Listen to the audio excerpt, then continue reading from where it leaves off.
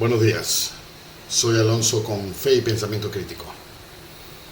Estamos leyendo el libro de Segunda de Samuel en el Antiguo Testamento de la Biblia. El día de hoy nos toca leer el capítulo 10. Es el capítulo 10. Este es un capítulo pequeño, mediano, el lado pequeño. ¿Y qué vamos a leer acá? ¿De dónde venimos? Venimos que en el capítulo anterior David procura honrar a la casa de Saúl. Saúl, rey anterior, ya muerto, su amigo Jonathan, hijo de Saúl, también ya muerto en la guerra con los filisteos. Y David, había hecho la promesa de honrar la casa de Saúl, a pesar que él iba a ser rey, todos lo sabían. Y le habían pedido, por favor, no destruyas a mi descendencia.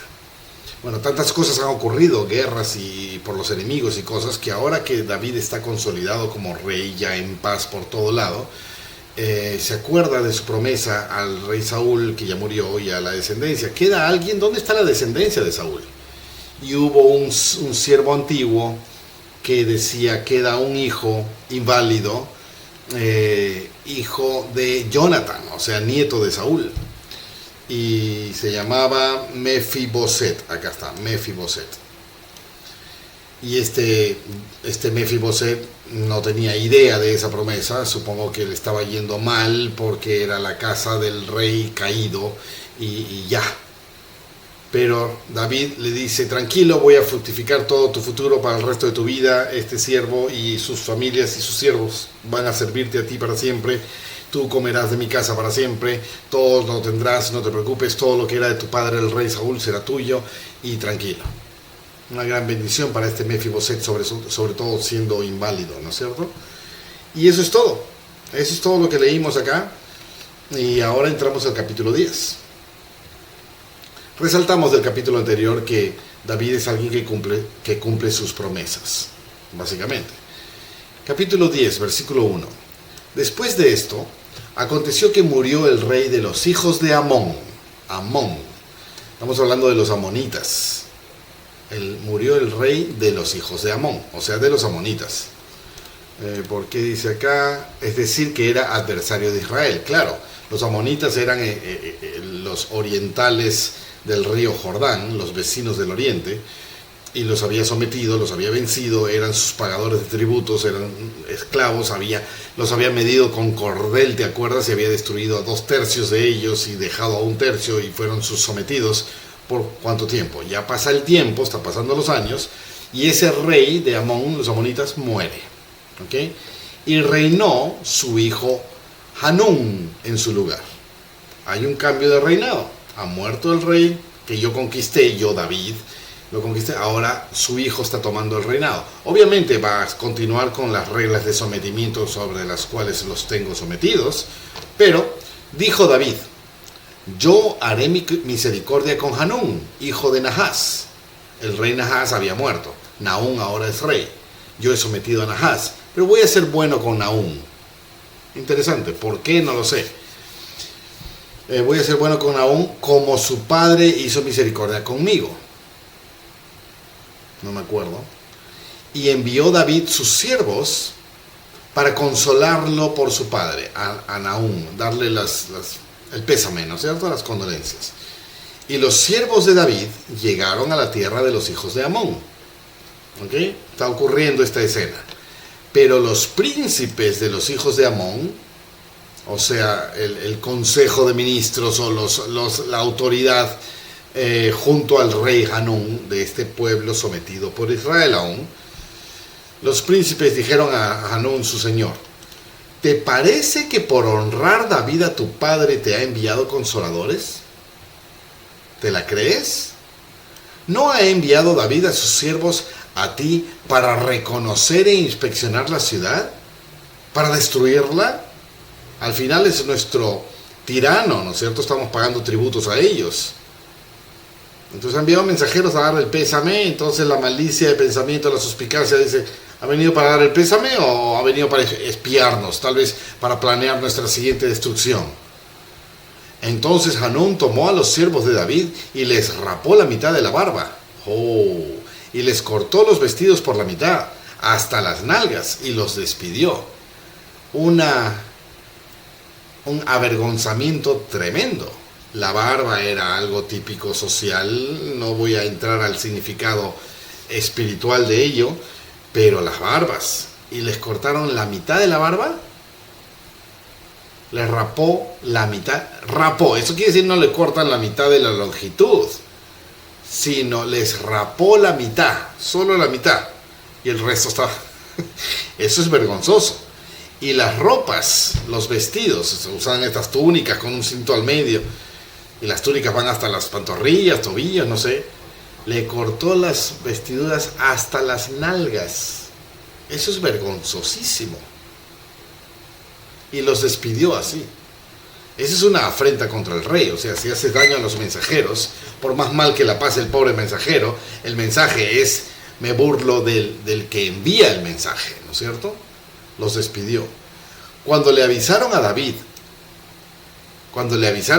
el rey, envió a encontrarlos, porque ellos estaban en extremo avergonzados. Y el rey les mandó decir, quedaos en Jericó, hasta que os vuelva a crecer la barba, y entonces vuelvan. Jericó, ¿te acuerdas de Jericó? ¿Dónde está nuestro mapa? Jerusalén. Jericó estaba por acá. Acá está Jericó. ¿Ok? Jericó. Y acá está el río Jordán. Y acá a este lado están los amonitas. Entonces desde Jerusalén había enviado a los mensajeros, los avergüenzan, regresan y David les manda decir, ya se enteró David del abuso que les hicieron a sus mensajeros, y les dice, quédense en Jericó hasta que les crezca la barba. Estamos hablando meses. ¿Ok? Quedaos en Jericó hasta que os vuelva a crecer la barba y entonces volved. Y viendo los hijos de Amón que se habían hecho odiosos a David, o sea que David los estaba odiando, enviaron los hijos de Amón y tomaron a sueldo a los sirios de Bet-Rehob y a los sirios de Soba, 20,000 hombres de a pie, y del rey de Maaca, 1,000 hombres, y de Istop, 12,000 hombres. Interesante. Empieza esta historia diciendo David, haré misericordia con Hanún, hijo de Nahás. Es como una premisa de que no tengo intenciones de hacerles daño. Oh, el rey se murió, qué pena. Voy a ir a dar el pésame, enviar unas flores, no sé, hacer un gesto bueno.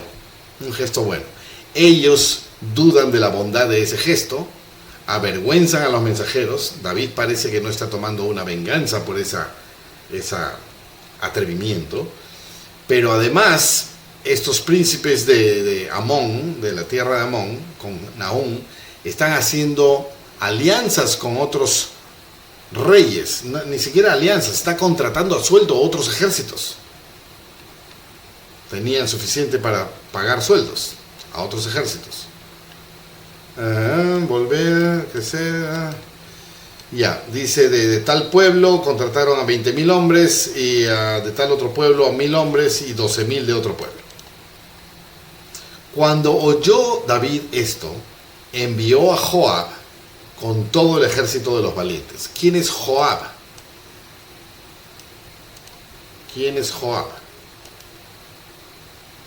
Si me acuerdo, en el capítulo anterior habíamos señalado algunos personajes que habían mencionado como personajes importantes en el reino de David. A ver, retrocedo un capítulo, 9, al final, no, en el 8, al final, ahí está, Joab, hijo de Sarvia, era general de su ejército. ¿Ok? Entonces, cuando dice envió a Joab, quiere decir el general del ejército, con todo el ejército de los valientes, el ejército de Israel, ese que había sometido a todos, tremendo ejército. Ok, ellos se están preparando, contratando soldados y armadas de otros pueblos. Vamos a enviar a nuestro ejército. Y los hijos de Amón salieron y se pusieron en orden de batalla a la entrada de la puerta. Pero los sirios de Soba y de Rehob y de Istop y de Maaca estaban aparte en el campo. ¿Es una estrategia esta? ¿Estratagema? Al ver Joab que la batalla se le presentaba delante y detrás de él, eligió a algunos de entre los escogidos de Israel y se puso en orden de batalla contra los sirios.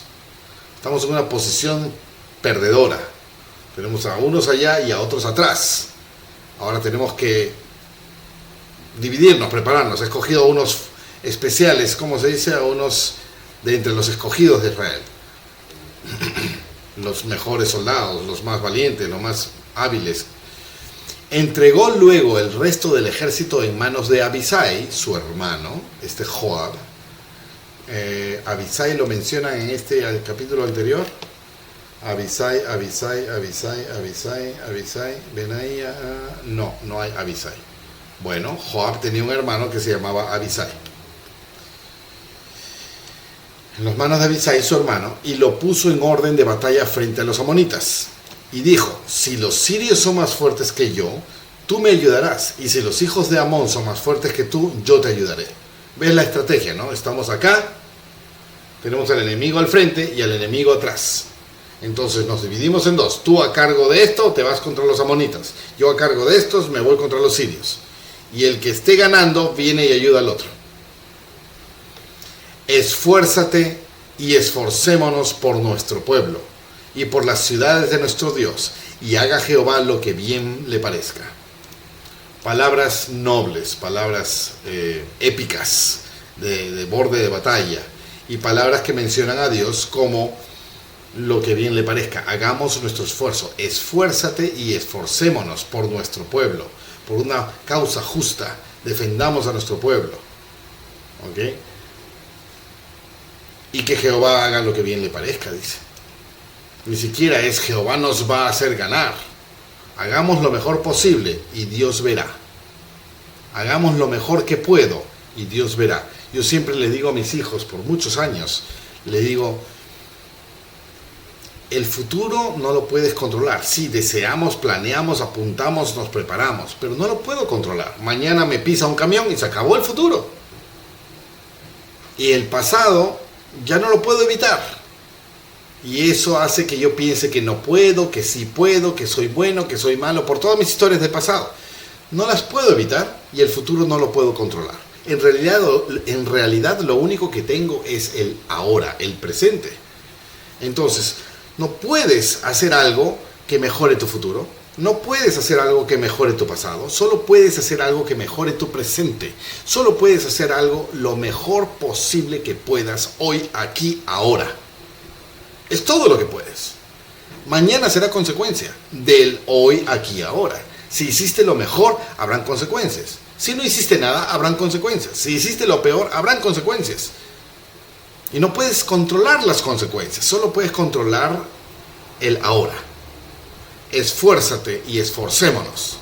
Ese es el consejo que Joab le da a su hermano Abisai. ¿Ok? Joab a su hermano Abisai. Es un buen consejo. Y se acercó Joab y el pueblo que con él estaba para pelear contra los sirios, pero ellos huyeron delante de él. ¿Ok? Habían sido contratados para pelear, pero huyeron. Entonces los hijos de Amón, viendo que los sirios habían huido, huyeron también delante de Abisai y entraron en la ciudad. Y se volvió Joab de luchar contra los hijos de Amón y vino a Jerusalén. No hubo batalla, simplemente huyeron. Y cuando vieron los sirios que habían caído delante de Israel, no habían caído, pero habían huido, se volvieron a reunir. Y envió Hadar-ezer e hizo salir a los sirios que estaban al otro lado del río, los cuales vinieron a Helam, y Sobac, general del ejército de Hadar-ezer, iba al frente de ellos. Hadar-ezer era otro de los lugares donde David e Israel habían sometido. Y cuando le avisaron a David, reunió a todo Israel, y pasando el Jordán llegó a Helam, y los sirios se pusieron en orden de batalla contra David y pelearon contra él. Ahora sí ha habido batalla, ha habido un refuerzo de Hadar-ezer. Pero los sirios huyeron delante de Israel, y David mató de los sirios a la gente de 700 carros y a 40,000 hombres de a caballo, e hirió también a Sobac, general del ejército, quien murió allí. Todo este intento de rebelión se ha frustrado. Y cuando todos los reyes que ayudaban a Hadar Ezer vieron que habían sido derrotados delante de Israel, hicieron la paz con Israel, no por buena gente, por miedo. Y le sirvieron. Y de allí en adelante los sirios temieron seguir ayudando a los hijos de Amón. Segunda vez que los sirios van a ayudar a Hadar Ezer, van a ayudar a los amonitas. Segunda vez que pierden. Y mal. Y a partir de allí en adelante dice, ¿cuánto es esto? No lo sé, hasta hoy no es. Pero de allí en adelante los sirios temieron seguir ayudando a los hijos de Amón. Si estudiáramos esto geopolíticamente de acuerdo a los años, a esta época mía, podríamos empezar a estudiar las alianzas de los sirios que hoy en día son Irán, Irak, y las alianzas de ellos para a fortalecerse contra Israel, y lo que está ocurriendo ahora entre Israel e Irán, y la respuesta que se está esperando, en fin, todo lo que podríamos analizar, ¿ok? Pero acá dice, de allí en adelante los sirios temieron seguir ayudando a los hijos de Amón. Los hijos de Amón son abajo de Israel, que son, ¿qué cosa? Jordania ahorita, que es este de acá, es Jordán, sí, Jordania. Entonces los sirios están temiendo ayudar a Jordania, ¿okay? Y también a Damasco, que son los Hadar Ezer. Los sirios están temiendo ayudarlos porque solamente pierden contra Israel. Hoy en día no hay esas ayudas, pero se están empezando a establecer alianzas. Y tenemos a Irán por acá. Ya. El conflicto de hoy en día está tomando proporciones apocalípticas según profecías, y bueno, ese es otro tema, ¿okay? Si tengo la capacidad de interpretar y deducir y desarmar y explicar estos temas, cuando lleguemos al libro de Daniel, cuando lleguemos al libro de Ezequiel y muy posteriormente al libro de Apocalipsis, y juntemos todas estas ideas, vamos a entender un poco mejor lo que está pasando hoy en día, 2025, y lo que va a venir pasando este año, el próximo año y muy pronto. A ver si logramos terminar de leer las Escrituras antes que se cumplan todas las profecías. Honestamente, lo digo con una sonrisa, pero honestamente lo pienso. Entonces, de allí en adelante los sirios temieron seguir ayudando a los hijos de Amón. ¿Ok? Primera revuelta, intento de independencia, revuelta de estos países sometidos a Israel. Y ya han perdido amargamente. ¿Cuántos años están pasando? Supongo que en algún momento nos dirá ya qué cantidad de años han pasado. Ese fue el capítulo 10, un conjunto de eventos de revolución, contratos de guerrillas de otros países, ayudas de Siria y de Hadar Ezer, y pierden acá, huyen, y se juntan con los otros, pierden acá, huyen, y todos pierden, y muere un montón de gente, y Israel sigue victorioso. Nadie puede contra Israel durante el reinado de David. ¿Ok? Ese fue el capítulo 10. Lo dejo aquí y nos vemos en el próximo episodio.